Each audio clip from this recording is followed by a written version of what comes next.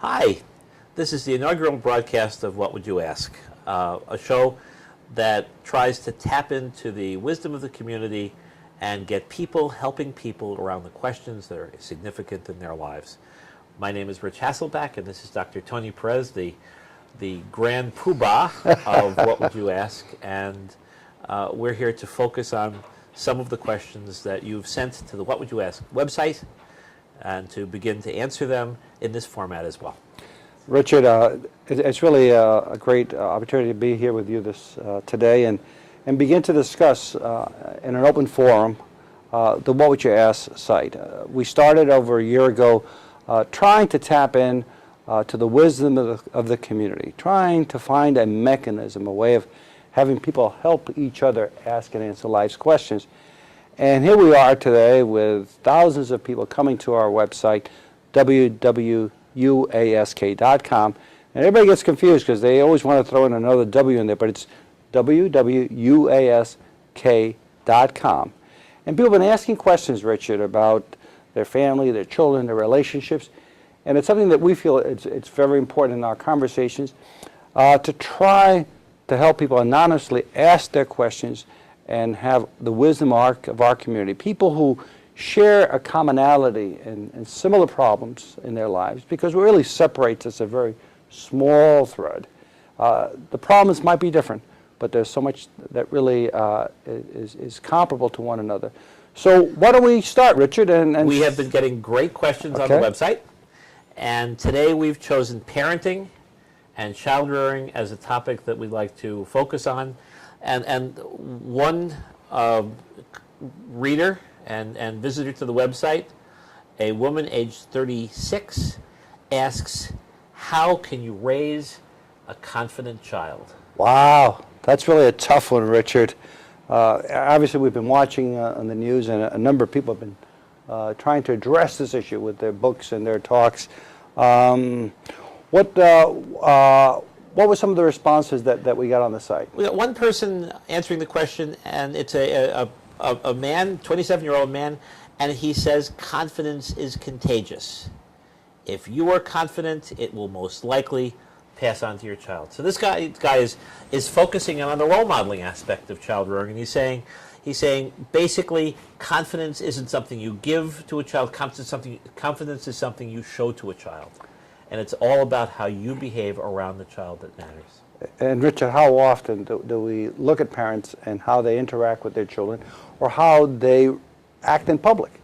And sometimes they're not the best role models, but it's important. And I would agree that we all have that responsibility of not only asking our children, sharing with them what they should and shouldn't do, but we have to, in essence, reflect that in our own actions. I have to share with you this story. I recall that I was at a soccer game when my kids were young, and the game got pretty heated. And at the end of the game, a parent of the other team came up to the coach and spit in his face. And I said, my goodness, what are the kids seeing? That's right. Because a child will learn a whole lot more from the way a parent acts. That's true. Than from what a parent says. So if you want a child to grow up civilly, you act with civility. If you want them to grow up confidently, you act with confidence. No matter what's going on in your life, you need to project the image that it's going to be okay, that you're safe, because that way the child will feel safe, and that's what confidence means. I think that was a very good response. What were some of the other responses, Richard? Another respondent says, encourage your child to engage in activities where they have a natural ability, and then reward achievement and introduce them into other activities where there's a potential for growth. So that person is saying, essentially, know your child, know what they're interested in, and then in an appropriate way, age-appropriate way, begin to encourage them to get active. If they love music, take music lessons. And that will enhance their confidence. You know, Richard, I agree with you in that response, but with some caution. I think it's important that a child pursue things that they have some natural ability. But sometimes we need to test our children. Yeah.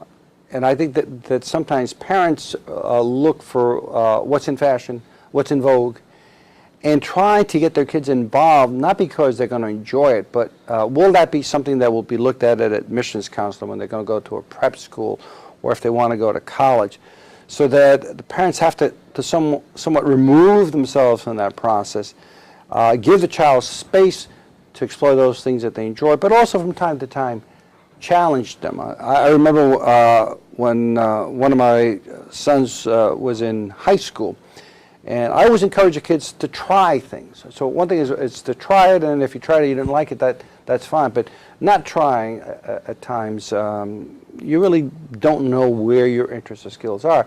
And I recall that I told him to go out for the wrestling team, and he went out there, and he was only a sophomore, and he got pinned automatically because he never wrestled before.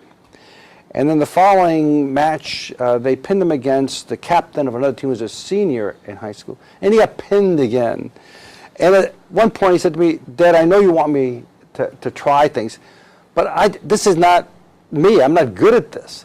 And so that I tell the story so that keeping it in perspective, that we want them to do things they enjoy, things that they are good at, but also from time to time we have to encourage them to try new things which they've never experienced before.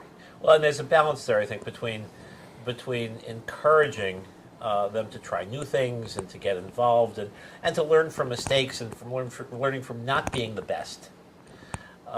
That's a real positive thing, I think. But the other side of that can be pushing a child too hard, to work too much, to take all the joy out of childhood and make it just a stressful experience of one play date and arrangement after another.